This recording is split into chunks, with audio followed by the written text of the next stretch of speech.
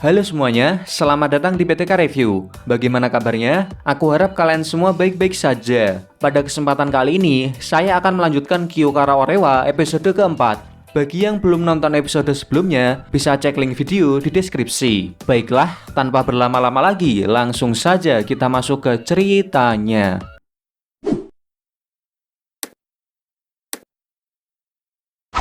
Pada awal episode keempat ini, kita ditunjukkan dengan Imai yang sedang galau karena cintanya telah ditolak oleh Riko. Dan ditambah lagi di depan matanya, banyak orang yang pacaran. Tambah panas gak tuh? Lalu Tanigawa menyuruh Imai untuk menjadi fucek boy. Imai memulai aksinya dengan menggoda dua wanita di depannya. Akan tetapi, kedua wanita itu malah menganggap Imai aneh dan mereka langsung pergi. Sementara itu, dari belakang Imai, ternyata Mitsuhashi dan Ito melihat kejadian itu. Mereka pun ngakak ya, karena Imai dicuekin oleh wanita. Karena ditertawakan oleh Mitsuhashi, Imai jadi sangat malu ya. Namun secara tak terduga, Imai dicegat oleh Akemi, dan Akemi memberikannya surat cinta. Imai gak nyangka jika ada wanita yang memberikannya surat cinta. Bahkan saking gak nyangkanya, sampai-sampai dia pingsan. Singkat cerita, Imai dan Akemi kencan di kafe. Karena Imai bingung mau ngomong apa ya, dia dengan konyolnya malah mengajak Akemi untuk adu panco. Dan anehnya, Akemi ini mengiyakan ajakan Imai.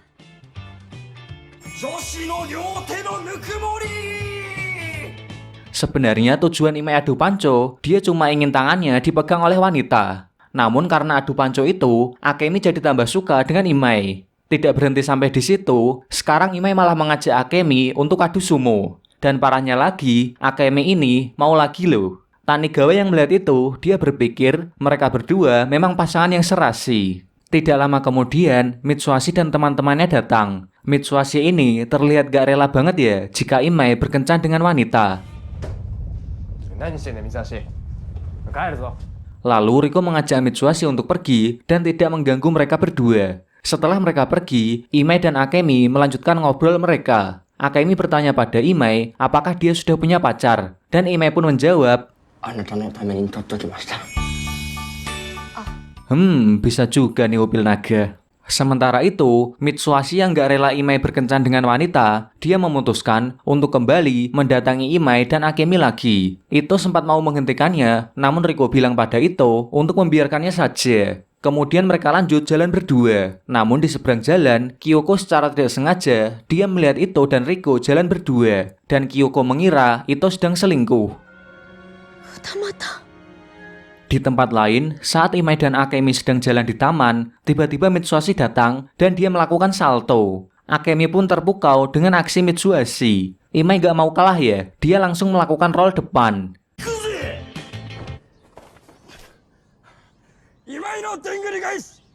Namun apesnya, saat melakukan roll depan, punggungnya terkena kotoran anjing.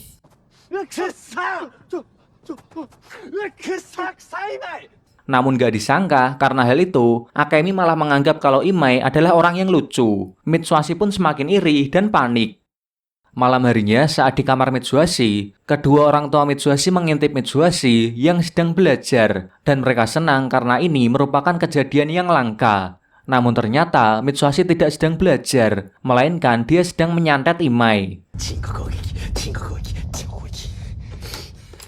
Esok harinya, Mitsuhashi terlihat lemas karena semalaman dia tidak tidur karena menyantet Imai. Namun tidak lama kemudian, dia melihat Imai yang jalan dengan Akemi. Mitsuhashi kesal ya, karena usahanya menyantet Imai semalaman ternyata sia-sia. Dan dia langsung melemparkan kaleng ke kepalanya Imai. Namun Imai tidak menghiraukan Mitsuhashi dan tetap jalan seperti biasa. Melihat itu, Mitsuhashi semakin kesal dan dia melemparkan tutup tong sampah ke kepalanya Imai. Lagi-lagi, Imai tetap santai dan tetap jalan seperti biasa. Lalu Akemi yang heran, dia bertanya pada Imai karena kepalanya telah dilempar oleh Mitsuhashi. Namun Imai malah mencuekin Mitsuhashi dengan bilang, "Apa itu Mitsuhashi? Apakah sejenis makanan?" Mendengar perkataan Imai, Mitsuhashi jadi frustasi ya, karena dia telah dicuekin oleh Imai. Bahkan saking frustasinya, di saat jam pelajaran, Mitsuhashi bertanya pada Pak Parman tentang masalah percintaan. Berpindah ke tempat lain, kita ditunjukkan dengan Kyoko yang terlihat kelenger karena itu jalan dengan wanita lain. Akemi mengira Kyoko ini lapar ya, dan dia menyuruh para anak buahnya untuk memberikan bekalnya ke Kyoko. Kemudian Kyoko bilang ke Akemi kalau itu selingkuh. Setelah itu, ketika pulang sekolah, Mitsuhashi dan Ito, mereka melihat Akemi yang sedang bersama pria lain. Mitsuhashi dan Ito malah ngakak ya, karena Imai sudah diselingkuhi oleh Akemi.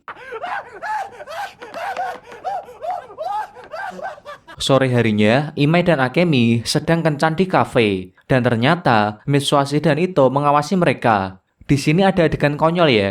Imai yang mencium parfumnya Akemi, dia menghirupnya, bahkan saking kuatnya menghirup, rambutnya Akemi sampai masuk ke hidungnya.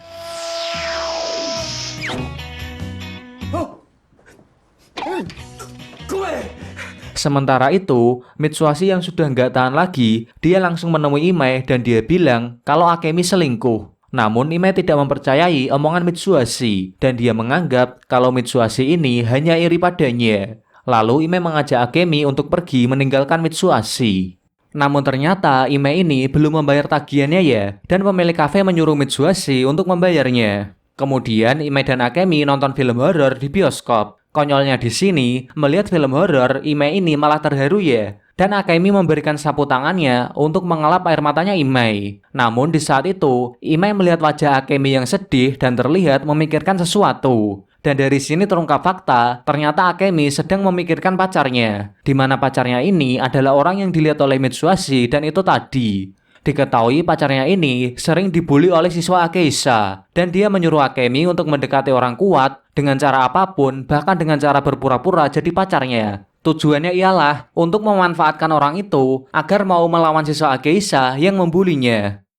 Adegan berpindah ke Riko yang sedang dicegat oleh Kyoko saat pulang ke rumah. Kyoko mengajak Riko untuk berduel. Lalu ayahnya Riko datang dan dia menyuruh masuk ke rumah saja jika ingin berduel. Setibanya di rumah, mereka pun berduel.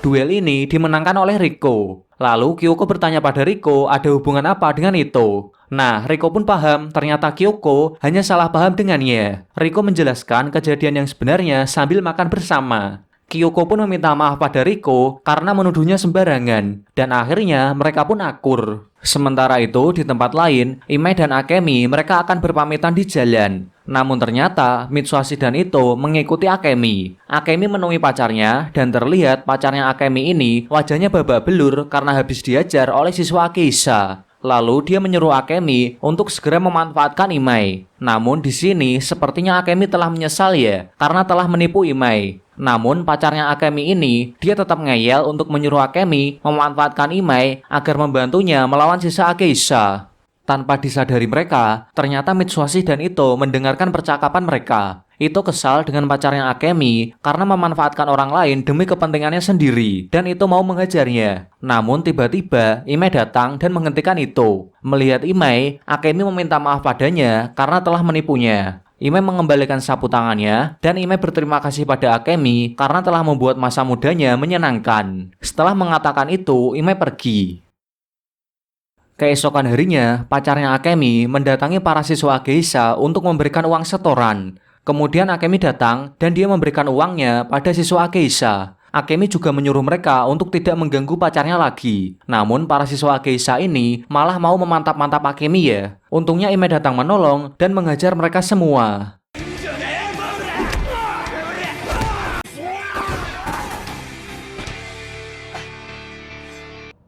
一度でも美味しい思いさせると際限なく調子乗ってくるから。 Malam harinya, Imai sedih dan dia curhat pada Tanigawa tentang masalah cintanya. Melihat Imai bersedih, saya jadi teringat perkataan Cupat Kai yang berbunyi, beginilah cinta, penderitaannya tiada akhir. Sejak dulu beginilah cinta, deritanya tiada akhir. Esok harinya, Mitsuhashi mendatangi ruang guru karena tidak membawa bekal. Dan konyolnya di sini ya, ternyata semua guru takut loh pada Mitsuhashi dan mereka semua menawarkan bekalnya ke Mitsuhashi. Namun Mitsuhashi lebih memilih bekalnya Bu Sushi. Saat mau makan bekalnya Bu Sushi, Mitsuhashi ditarik oleh Ito. Dan Ito memberitahu Imai sedang dikeroyok oleh siswa Ageisha karena mau menolong Kyoko dan pacarnya yang telah diculik oleh siswa Ageisha. Sementara itu, Imai sedang bertarung dengan siswa Ageisha.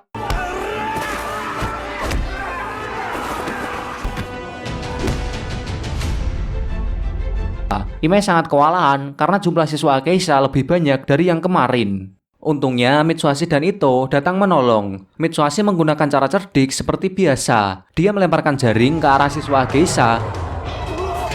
Dan saat mereka semua tertangkap, Mitsuhashi, Ito, dan Imai langsung menghajar mereka semua. Mereka pun berhasil menyelamatkan Akemi dan pacarnya. Siswa Ageisha yang sudah kalah, mereka melaporkan pada Satoshi dan Sagara jika Mitsuhashi, Ito, dan Imai yang telah mengalahkannya. Sagara pun marah dan memukul anak buahnya karena telah mempermalukan nama SMA Ageisha. Di hari berikutnya, saat pulang sekolah, Mitsuhashi mengajak Riko untuk ke kafe. Kemudian dia melihat Sagawa yang sedang bersama pacarnya. Mitsuhashi pun mengajak Sagawa untuk ke kafe bersama. Riko kecewa ya, karena gak jadi berduaan dengan Mitsuhashi. Dan dengan ini, film Kyokara Orewa episode 4 berakhir.